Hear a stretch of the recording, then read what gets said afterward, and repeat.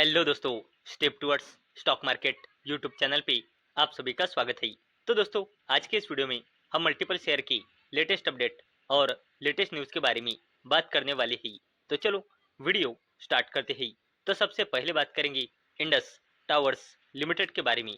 तो इस कंपनी ने 14 रुपये पर इक्विटी शेयर का फाइनल डिविडेंड अनाउंस किया है और इस कंपनी ने अपने फाइनेंशियल ईयर 2026 के क्वार्टर 4 का रिजल्ट भी डिस्क्लोज किया है।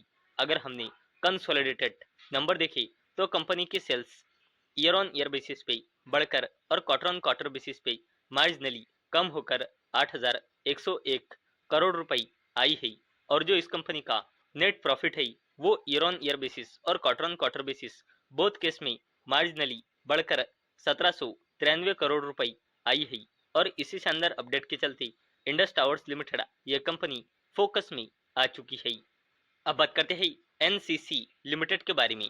तो दोस्तों, एनसीसी लिमिटेड इस कंपनी को अप्रैल 2026 में लगभग 1703 करोड़ रुपए के ऑर्डर्स मिले ही across buildings, electricals, transportation divisions में और इसी शानदार अपडेट के चलते एनसीसी लिमिटेड ये कंपनी फोकस में आ चुकी है। अब बात करते हैं सोना BLW प्रिसिशन फॉर्गन्स लिमिटेड के बारे में। तो इस कंपनी को 1 रुपये 80 पैसे पर इक्विटी शेयर का फाइनल डिविडेंड अनाउंस किया है और कंपनी ने 26 जून 2026 रिकॉर्ड डेट फिक्स की है फाइनल डिविडेंड के चलते और कंपनी ने अपने फाइनेंशियल ईयर 2026 के क्वार्टर 4 का रिजल्ट भी डिस्क्लोज किया है। अगर हमने कंसोलिडेटेड नंबर देखे तो कंपनी के sales year on year basis और क्वार्टर ऑन क्वार्टर बेसिस पे बढ़कर 1258 करोड़ रुपए आई है और जो इस कंपनी का नेट प्रॉफिट है वो ईयर ऑन ईयर बेसिस और क्वार्टर ऑन क्वार्टर बेसिस पे बढ़कर 187 करोड़ रुपए आया है और इसी शानदार अपडेट के चलते सोना BLW प्रिसिशन फॉर्गन्स लिमिटेड ये कंपनी फोकस में आ चुकी है। अब बात करते हैं कोल इंडिया लिमिटेड के बारे में। तो दोस्तों, कोल इंडिया लिमिटेड इस कंपनी को ग्रिडको लिमिटेड की ओर से 400 करोड़ रुपए का battery energy storage system order मिला है। ओडिशा में 320 मेगावाट आवर प्रोजेक्ट सेटअप करने के चलते और इसी शानदार अपडेट के चलते कोल इंडिया लिमिटेड ये कंपनी फोकस में आ चुकी है। अब बात करते हैं RailTel corporation of India limited के बारे में। तो दोस्तों, इस कंपनी ने 1 रुपये 25 पैसे पर इक्विटी शेयर का फाइनल डिविडेंड अनाउंस किया है और कंपनी ने अपने क्वार्टर 4 का फाइनेंशियल ईयर 2026 के क्वार्टर 4 का रिजल्ट भी डिस्क्लोज किया है। अगर हमने स्टैंड अलोन नंबर देखी तो कंपनी की sales year on year basis और क्वार्टर ऑन क्वार्टर बेसिस पे बढ़कर 1670 करोड़ रुपए आई है और जो कंपनी का नेट प्रॉफिट है वो ईयर ऑन ईयर बेसिस और क्वार्टर ऑन क्वार्टर बेसिस पे बढ़कर 142 करोड़ रुपए आया है और इसी शानदार अपडेट के चलते RailTel corporation of India limited ये कंपनी फोकस में आ चुकी है। अब बात करते हैं NSDL यानी कि नेशनल सिक्योरिटीज डिपॉजिटरी लिमिटेड के बारे में। तो कंपनी ने 4 रुपये पर इक्विटी शेयर का डिविडेंड रिकमेंड किया है और दोस्तों, कंपनी ने अपने क्वार्टर 4 का रिजल्ट भी डिस्क्लोज किया है।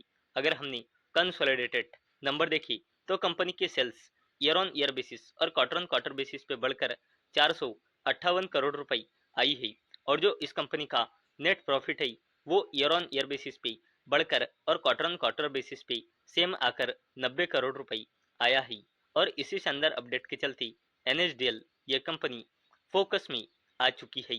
अब बात करते हैं अडानी ग्रुप के ACC लिमिटेड के बारे में। तो कंपनी ने 7.5 रुपये पर इक्विटी शेयर का डिविडेंड अनाउंस किया है और इसे देने के लिए कंपनी ने रिकॉर्ड डेट फिक्स की है 12 जून 2026 और कंपनी ने अपने फाइनेंशियल ईयर 2026 के क्वार्टर 4 का रिजल्ट डिस्क्लोज किया है।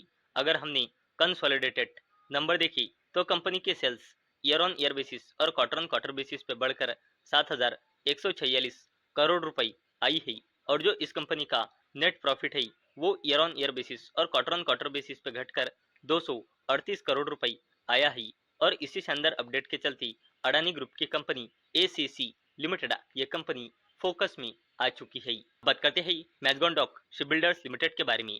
तो दोस्तों, कंपनी ने 4 रुपये 62 पैसे पर इक्विटी शेयर का फाइनल डिविडेंड अनाउंस किया है और इस कंपनी ने अपने फाइनेंशियल ईयर 2026 के क्वार्टर 4 का रिजल्ट भी डिस्क्लोज किया है। अगर हमने कंसोलिडेटेड नंबर देखे तो कंपनी के sales year on year basis और क्वार्टर ऑन क्वार्टर बेसिस पे बढ़कर 3,850 करोड़ रुपए आई है। और जो इस कंपनी का नेट प्रॉफिट है वो ईयर ऑन ईयर बेसिस पे बढ़कर और क्वार्टर ऑन क्वार्टर बेसिस पे कम होकर 674 करोड़ रुपए आई है। और इसी शानदार अपडेट के चलते मैजगॉन डॉक शिपबिल्डर्स लिमिटेड ये कंपनी फोकस में आ चुकी है। अब बात करते हैं मुकेश अंबानी की दिग्गज कंपनी रिलायंस इंडस्ट्रीज लिमिटेड के बारे में।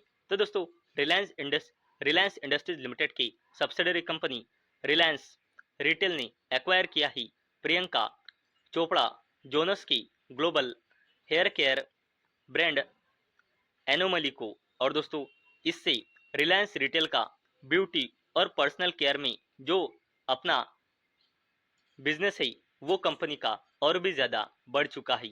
और दोस्तों ये रिलायंस रिलायंस इंडस्ट्रीज लिमिटेड की सब्सिडरी कंपनी है।